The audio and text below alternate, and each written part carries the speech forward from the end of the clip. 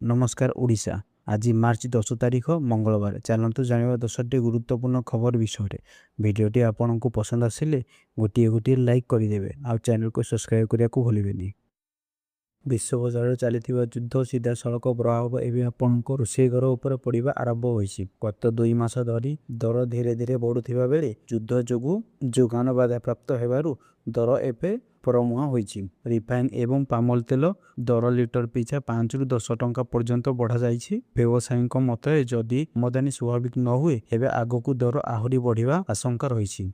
गोटे पटे बेकारी समस्या और अन्यपटे नित्य व्यवहार सामग्री दर वृद्धि मध्यमित परिवार अंटा भांगी देछि। तेल दर में यह वृद्धि साधारण ग्राहक पकाई देछि।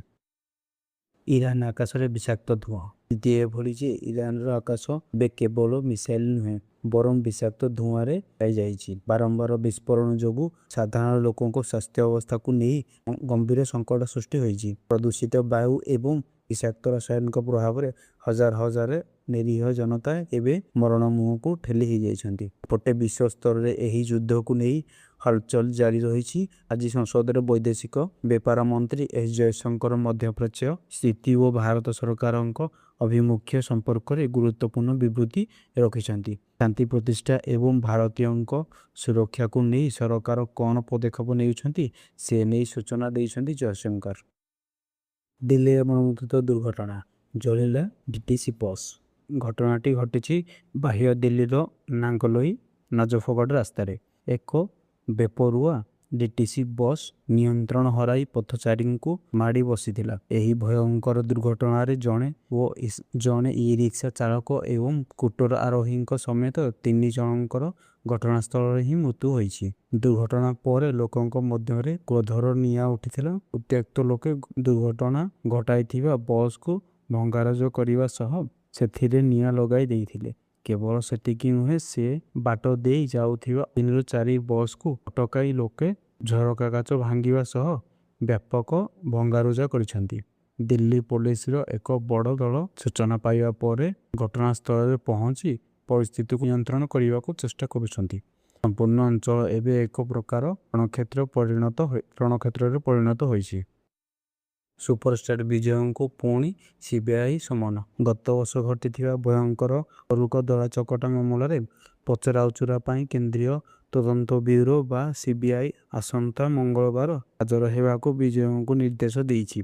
तदंत अधीन एही मामलें विजय को पूर्वर मध्य 2 थर जेरा करा जाइछि। सूचना योग्य जे एही घटनार रहस्य फलताड़ करने अभिनेता विजय चंद्रशेखर पूर्व जानुआरी 12 ରୁ 19 तारिख में सीबीआई मुख्यालय हाजर होई निजर बयान रखिथिले।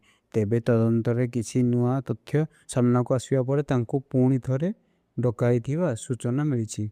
नुआ राजनैतिक दल गठन करिबा परे विजय को बारंबार समन मिलिबा एवं तमिलनाडु राजनीति रे हलचल सृष्टि होइछि।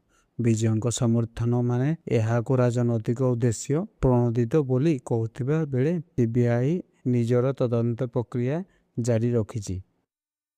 पंचम और अष्टम बोर्ड परीक्षा फेरिला पास फेल। नुआ नियम अनुसार परीक्षा अति कम 30% मार्क रखिले ही छात्र छात्री पास करेंगे। यदि कौन कारणवशतः जड़े परीक्षार्थी फेल हुंती तेबे तांको द्वितीय सुजोग मिलिबो। फल प्रकाश पाइबा 6 सप्ताह पर सेमानंको सप्लीमेंटारी बा पूरक परीक्षा देवाको पड़िबो। सरकार एही व्यवस्था को अभिभावक महल स्वागत जनाइछन्ति। सेमानंको मतरे एही नियम जोगु पिला माने मध्यरे पाठ पढ़िबा आग्रह और गंभीरता बढ़िबो। तेबे परीक्षा परिचालना जेपरि संपूर्ण त्रुटि शून्य रहे सेथिपाई शिक्षाविद माने परामर्श दैछन्ति। रक्तरंजित राजपथ सड़क मृत्युर तांडव। गत 24 घंटा मध्य ओडिशा विभिन्न स्थान में घटित दुर्घटना 10 ରୁ अधिक लोकों जीवन दीप लिभि जाइछि। जोठी हाईवे रे ट्रक सह धक्का तो पुणी केउठी बाइक आरोही को माड़गला अजना गाड़ी। एकाधिक लोक गुरुतर आहत होई एबे मेडिकल रे जीवन सह संघर्ष करुछन्ति। ସଡ଼କ ସୁରକ୍ଷା ପାଇଁ କୋଟି କୋଟି ଟଙ୍କା ଖର୍ଚ୍ଚ ହେଉଛି। ଉତ୍ତର ପରିସଂଖ୍ୟା କମିବାର ନାଁ ଧରୁନି। ହେଲମେଟ ନ ପିନ୍ଧିବା, ଦ୍ରୁତଗାମୀ ଗାଡ଼ି ଚଳାଇବା ଏବଂ ମୋବାଇଲ ବ୍ୟବହାର ଏହି ଦୁର୍ଘଟଣାର ମୁଖ୍ୟ କାରଣ ସାଜୁଛି। ଯେଉଁ ଚାଖଣ୍ଡେ ଜାଗା ପାଇଁ ଆପଣ ଗାଡ଼ିର ଗତି ବଢ଼ାଉଛନ୍ତି ସେହି ବେଗ ଆଜି ପରିବାରକୁ ଅନାଥ କରିଦେଇଛି। ଅନ୍ଧାରକୁ ଚ୍ୟାଲେଞ୍ଜ ଦେଇ ଲକ୍ଷ୍ୟ ଭେଦିଲେ ମାମୁଲି। ସାମାଜିକ ଅନୁଷ୍ଠାନ ବୁଲ୍ସ ଆଇ ରାଜ୍ୟ ଭିନ୍ନକ୍ଷମ ଶକ୍ତିଶାଳୀର ବିଭାଗ ଏବଂ NCSCD ଏର ମିଳିତ ସଂଯୋଗରେ ଆୟୋଜିତ ହୋଇଯାଇଛି ମହିଳା ଦୃଷ୍ଟିବାଧିତ ତୀରନ୍ଦାଜ ପ୍ରତିଯୋଗିତା। ଏହି ନିଆରା ପ୍ରତିଯୋଗିତାରେ ନିଜର ଚମତ୍କାର ପ୍ରଦର୍ଶନ କରିବା ମାମୁଲି ସୁବୁଦ୍ଧି ପ୍ରଥମ ସ୍ଥାନ ଅଧିକାର କରିଛନ୍ତି। ଆଖିରେ ଅନ୍ଧାର ଥିଲେ ମଧ୍ୟ ମନର ଏକାଗ୍ରତା ବଳରେ ମାମୁଲି ସବୁ ପ୍ରତିବନ୍ଧକକୁ ପଛରେ ପକାଇଛନ୍ତି। ସେହିପରି ସ୍ତୁତିବାଳା ମଲ୍ଲିକ ଦ୍ୱିତୀୟ ଏବଂ ବିୟୁଟି ଜାଲ ତୃତୀୟ ସ୍ଥାନ ଅଧିକାର ରାଜ୍ୟ ପାଇଁ ଗୌରବ ଆଣିଛନ୍ତି। ରାଜ୍ୟର ବିଭିନ୍ନ ଜିଲ୍ଲାରୁ ପ୍ରାୟ 30 ଜଣ ମହିଳା ଏହି ପ୍ରତିଯୋଗିତାରେ ଭାଗ ନେଇ ନିଜର ଅନ୍ତର୍ନିହିତ ପ୍ରତିଭାକୁ ପ୍ରଦର୍ଶନ କରିଥିଲେ। ମହିଳା ଦିବସରେ ଏହି ଦୃଶ୍ୟ ପ୍ରମାଣିତ କରିଛି ଯେ ଇଚ୍ଛାଶକ୍ତି ଥିଲେ ମଣିଷ କିଛି ବି କରିପାରେ। ରାଜ୍ୟର ବିଭିନ୍ନ ଜିଲ୍ଲାରୁ ପ୍ରାୟ 30 ଜଣ ମହିଳା ଏହି ପ୍ରତିଯୋଗିତାରେ ଭାଗ ନେଇ ନିଜର ଅନ୍ତର୍ନିହିତ ପ୍ରତିଭାକୁ ପ୍ରଦର୍ଶନ କରୁଥିଲେ। ମହିଳା ଦିବସରେ ଏହି ଦୃଶ୍ୟ ପ୍ରମାଣିତ କରିଛି ଯେ ଇଚ୍ଛାଶକ୍ତି ଥିଲେ ମଣିଷ କିଛି ବି କରିପାରେ।